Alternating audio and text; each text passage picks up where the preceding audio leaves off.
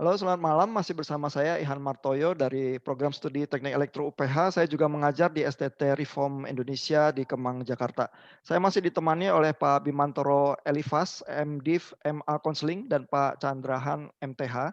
Kita sedang membicarakan buku baru Pak Yakub ini yang memberikan sumbangan-sumbangan yang cukup berarti untuk pemahaman teologi dan psikologi lewat kuliah di STT Reform Indonesia. Pertanyaannya sekarang adalah setelah buku ini apa lagi PR kita untuk teolog maupun psikolog yang mungkin dalam komunitas STT maupun komunitas kekristenan yang lebih luas. Pak Bim, what's next, Pak? Gini, jadi masih banyak orang-orang teologia itu yang nggak percaya psikologi. Jadi kalau kita ada masalah, doa selesai masalah. Doa aja selesai. Jadi yang tadi yang Pak Chan, jadi yang saya jadi ingat yang di sebelumnya itu yang Pak Chan bilang, kapan kita gelisah, kita pura-pura kuat gitu ya. Lagi pandemi gini, tenang, Tuhan pasti buka jalan. Minta, minta gitu ya. Wah, minta. Klaim dalam nama Tuhan, kamu anak raja, Tuhan turunkan harta. Ternyata enggak. Jadi itu kan, jadi kita jangan rasionalisasi agama kan gitu. Kapan kita mesti rasionalisasi agama? Kapan kita bisa bicara realita? Nah, bagi saya bersyukur sekali ketika saya diutus oleh gereja untuk mencari sekolah teologi. Saya ketemu dengan Pak Yakub. Ya, orang yang saya tidak kenal sama sekali. Ini siapa gitu ya? Saya nggak kenal sama sekali. Lalu bertemu dengan psikologi yang saya sebenarnya nggak terlalu suka, Bung Ihan. Saya tuh nggak suka sama psikologi. Ini apa sih ilmu yang teman-teman saya psikolog tuh kan ngeliatin orang di atas kepala, lu mau nilai gua lu, sampai saya suka begitu ya. Jadi tapi di situ saya belajar bahwa Bim, your psychology itu psikologi kamu tuh perlu diperbaiki supaya Tuhan bekerja dengan lebih optimal. Artinya apa sih? Kita dikasih tahu bahwa ini loh pola asuh kamu tuh dulu begini tuh menghasilkan kamu yang seperti sekarang ini loh. Tapi nggak cukup sampai di situ. Tuhan bisa merubah kamu kalau kamu mau. Nah, itu kita bicara tentang teologinya. Kalau psychology speaking, ya udah nggak bisa dirubah-rubah lagi. Lu masuk STT Reform udah umur 30 tahun lebih, mau dirubah apanya? Pengalamannya udah terkristal, udah kristal gitu ya. Rendah dirinya itu udah terkristal. Tapi ternyata Tuhan pakai STT Reform itu bagi saya yang mengubah. Saya yang sebelum masuk telepon, saya kenal beda jauh, Bung Ihan. Dan Pak Yakub yang saya kenal 2004 sama Pak Yakub yang saya kenal sekarang beda jauh juga gitu. Jadi saya lihat Bapak tuh bedanya tuh bukan berarti enggak, tapi kalau jadi saya punya orang yang di dalam kehidupan saya lihat bagaimana dia itu berjalan dengan pembaruan hidup yang Tuhan ajarkan. Saya pengen, itu what next? Pengen nggak sih kita seperti itu? Jadi baca buku beliau, bukan sekedar seperti kita baca Alkitab, khatam, hafal ayatnya, tapi nggak jadi apa-apa di dalam kita gitu. Jadi saya belum baca sampai selesai ya, tapi bagi saya percaya ketika saya di akhirnya adalah dipertanyakan lagi. Kalau saya ada masalah, saya datang ke Pak Yakub, beliau cuma saya selalu punya, Tuhan tuh mau ngomong apa sama kamu sih, Bim? Udah gitu pertanyaannya. Ya you deal aja dengan itu. Dia nggak akan bilang bahwa enggak, bukan penghiburan yang akan dia kasih, dia pertanyaan gitu loh. Tuhan lagi ngomong apa sama you gitu loh. Iya, makanya takut bener gua kalau lagi ada masalah gua nggak mau takut bener. Karena udah bisa bayangin pertanyaannya apa gitu. Nah, itu membuat kita berpikir. Jadi beliau tuh selalu challenge kita untuk berpikir, makanya kita diajarin taksonomi Bloom, gitu ya. Wah, kita mesti sampai level apa sih?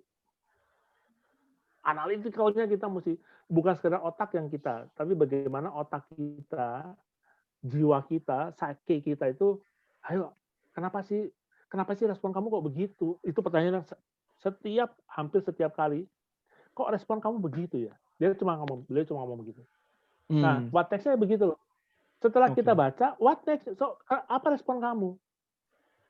Mungkin ada orang-orang yang membaca buku Bapak, kemudian kasih resensi sama seperti kita, sekedar bahwa saya sudah baca buku Bapak, gitu.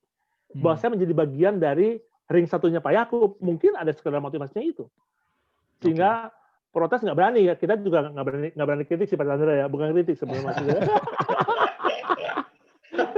Iya. Siapa kita lah gitu ya, siapa kita dibandingkan Pak Yakub. Tapi bagi saya ada hal-hal yang membuat saya berpikir gitu. Jadi kenapa buku itu Tuhan kirimkan ketika saya sedang isolasi? Iya loh, saya baca loh. Jadi setelah saya baca, kenapa Pak Ihan telepon saya, WhatsApp saya gitu loh. Ini orang ini maunya apa gitu. Tumben sampai gue bicara sama beberapa teman tuh. Ini Ihan ngapain ya? Gue jadi deg-degan juga. Nah, tapi itu, so apa sih respon kita? Oke. Sorry bro, gue takut loh, sebenarnya takut. Aduh, kenapa gue ya? Aduh, nanti Pak Yakub lihat lagi gitu. Tapi saya pikir, oke, saatnya yuk bergumul lagi. Nah, ini saya bilang tadi ya, kemungkinan kita sudah merasa ada di level 5 gitu ya. Tapi ternyata Tuhan itu ada kejadian membuat kita tuh balik lagi ke level 0 lagi.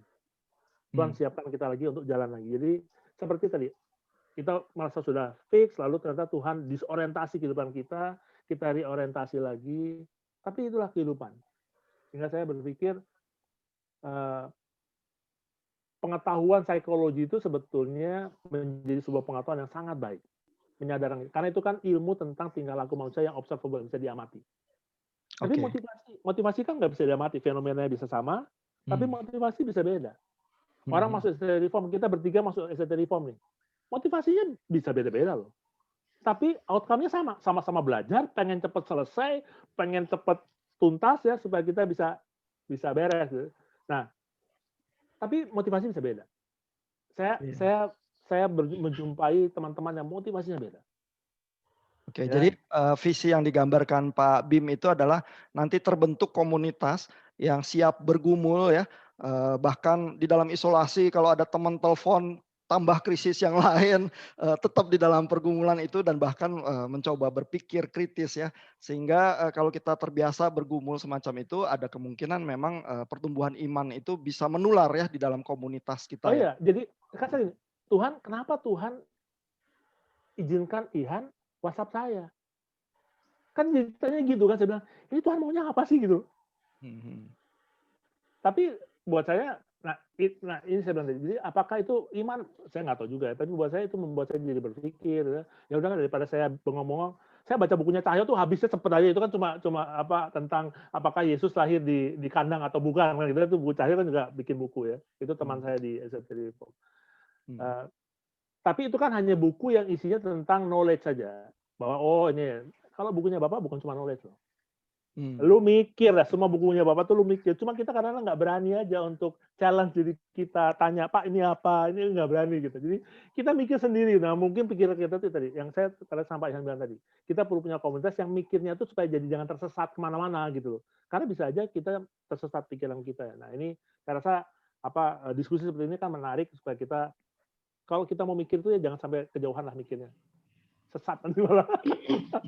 Oke. Saya pengen ke Pak Chandra nih. Pak Chandra, jadi bukunya udah ditulis ya, terus yang berikutnya yang harus kita lakukan atau bahkan teori yang selanjutnya yang perlu kita pikirkan seperti apa Pak Chandra? Iya, jadi ini kalau Pak Bim bingung ya, saya bingung ini Ihan ini nggak ngerti karena dia teknik elektro, ini telepon saya yang teologi apa telepon Pak Bim itu atau gimana ya? Ini orang S3 elektro nggak ngerti apa-apa, main telepon orang-orang mungkin dia paling keinget gitu langsung aja. Saya teologi. Dia mau ngetes kita, bro. Iya. Jadi gini ya, saya sangat bersyukur ya, terus terang saya sangat bersyukur untuk buku Pak Yakub yang baru ya.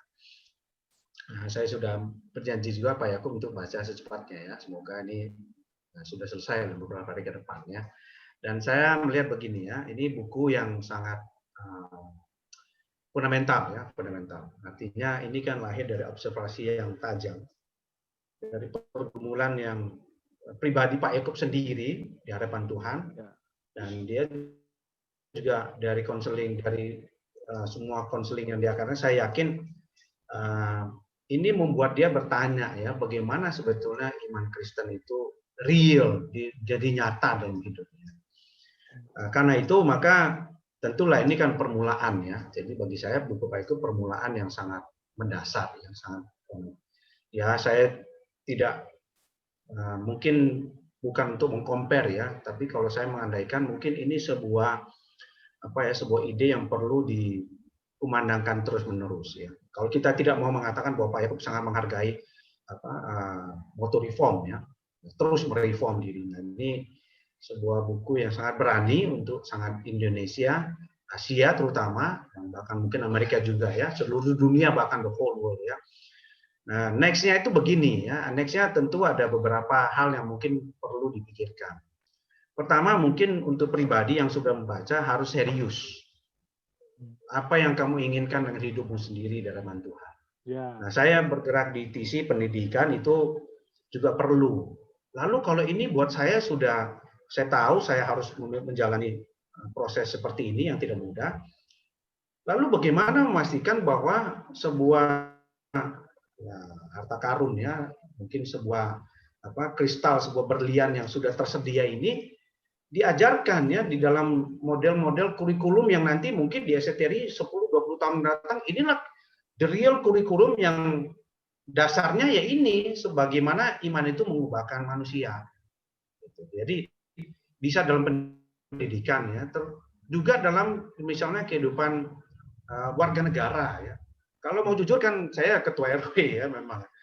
Itu terlalu banyak warga itu yang sebetulnya itu kita juga ada WA group khusus orang Kristen ya. Itu waduh kalau saya lihat ikut itu ya, waduh saya geleng-geleng ini orang Kristen ini maunya apa.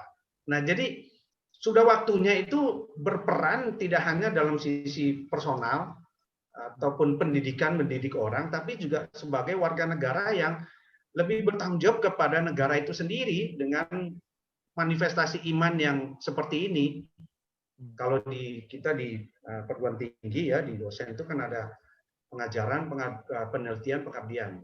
Perlu diteliti sebetulnya, misalnya ya psikologis ini kan besar sekali.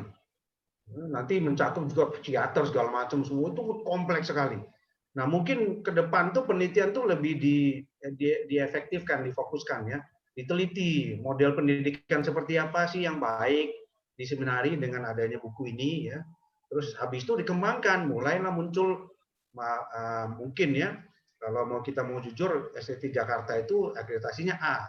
Mungkin suatu kali kenapa tidak ya STTRI justru akreditasinya A dengan keunikan seperti ini, mulai dikembangkan teologi-teologi yang memang utuh ya, yang Bapak Yakub bilang integrate, yang utuh. Nah nanti yang ini loh, yang begini yang saya cari ini begini. Nah sehingga menurut saya STTRI selalu relevan ya, bukan hanya mengikuti zaman tapi menantang zamannya. Ya. Saya rasa buku Pak Yakub adalah salah satu buku yang menantang zamannya. Itu mau diapain? Kita orang Kristen zaman sekarang dengar ada psikologi itu mau diapain? Belum lagi kalau nanti kita bicara sains ya, misalnya nanoteknologi, kalau orang bisa dibuat secara nanoteknologi bisa diproses sehingga orang tetap sembuh dan akhirnya bisa hidup 3.000 tahun, untuk apa hidup kekal? Nah itu kan masih banyak ya. Jadi ini menurut saya PR kita ke depan untuk bagi saya terutama sebagai pengajar tuh perlu serius pikirkan. Saya sangat berharap ini bisa terapkan bahkan sebetulnya untuk di TC, bagaimana nanti kurikulum itu merupakan kurikulum yang manifestasi dari atau dibangun dari pemikiran monumental seperti ini. Gitu. Nah, itu banyak PR-nya. Bagaimana yang dipakai untuk mengabdi pada masyarakat, terutama mendidik warga negara yang khususnya Kristen itu untuk lebih aware dengan diri mereka, pribadi mereka di hadapan. Okay. Ini kan belum yang misalnya sebagai warga negara itu kan masih belum ada di buku ini ya. Jadi itu perlu dikembangkan lah. PR-nya bisa sampai untuk puluhan tahun ya, karena bukan cuma personal, mungkin komunitas gereja, tapi juga bagaimana berkontribusi untuk negara begitu ya. Thank you Pak Bim dan Pak Chandra untuk diskusi. Boleh saya tambahkan sedikit ya. Boleh. Kan terakhir ini kan ikut kan waktu itu kan penelitian negara ya. Jadi waktu itu saya ditanya ya, penelitian sama PKM. Jadi pemerintah itu sebetulnya ingin gini ya. Saya tanya waktu itu, Pak, kalau misalnya mereka pakai contoh penelitian baling-baling pesawat nih. Kan dulu muter ya, sekarang kan cuma bulat, pesawat jet segala macam beda, sudah sangat beda bentuknya. Bilang kayak gitu. Nah, saya tanya dari orang dikti ini ya, kayaknya Kristen juga ya. Saya tanya, Pak, kalau pendidikan gimana? Loh, kamu coba pikirkan aja bagaimana sebuah kurikulum kurikulum itu bisa membuat terobosan kepada komunitas itu. Buat aja, kan pendidikan pada akhirnya kan sebuah kurikulum, sebuah sistem untuk mendidik orang supaya bisa menjadi baik. Nah, kalau misalnya sekarang ini kamu lihat ada yang kurikulum yang belum lengkap, ya coba saja mulai saja. Dan saya rasa buku Pak Yakub bisa menjadi permulaan ya untuk kita mulai nanti melahirkan mata kuliah di seminari yang sebetulnya itu memang masif dan akhirnya mengubahkan kekristenan di Indonesia bahkan di Asia bahkan di seluruh dunia. Kenapa tidak ya? Itu menurut saya sangat mumpuni dengan dasar ini ya gitu. Oke. Itu tambahan saya. Ya, jadi bagaimana kebenaran itu benar-benar memerdekakan kita ya. Ya. Oke. Terima kasih Pak Bim dan Pak Chandra. Mudah-mudahan PR-nya didengar Sama-sama, Pak Yang. oleh alumni STT dan nanti ada yang mengerjakan proyek-proyeknya ya. Selamat malam, kita ketemu lagi di diskusi-diskusi topik yang lain. Oke, terima kasih Pak Ihan, Pak Bim, dan terima kasih semua pendengar ya. Oke.